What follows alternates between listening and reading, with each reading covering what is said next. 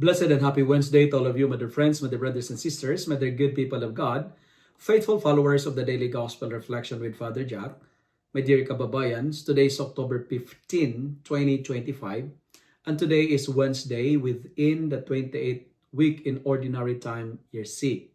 Today's Gospel is from the beautiful and the wonderful account of the Gospel of Luke, chapter 11, verses 42 to 46.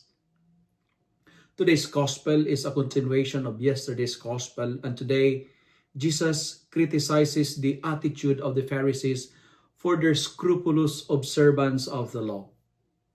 They expect people to look up to them and give them a special honor because of their higher level of religious observance.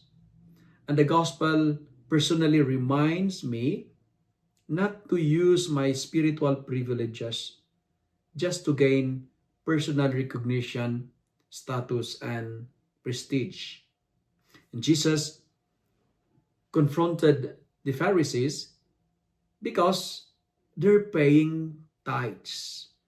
They're doing their pieties and devotion simply to look good.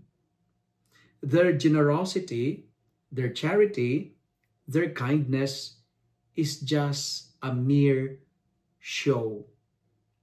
My dear friends, my dear brothers and sisters,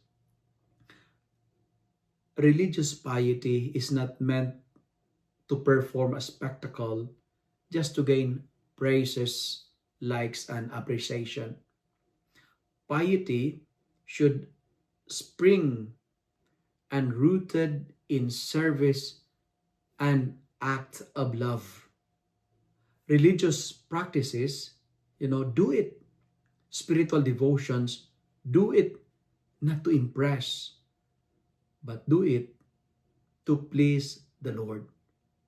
Because our good works, our kindness, must be ordained towards the Creator, not towards the creatures.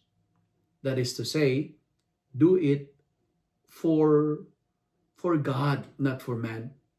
As what the quotation says, work for a cause, not for an applause.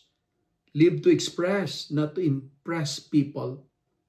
And when we do things, do it for the love of God.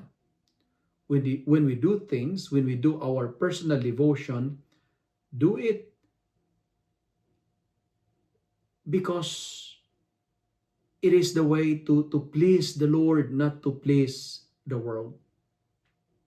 That's why we are reminded today to follow the Spirit, because those who follow the Lord will have the light of life. If you love and like this reflection, kindly share it with your friends, share it with your family, make the Word of God viral so that many will be blessed. Amen.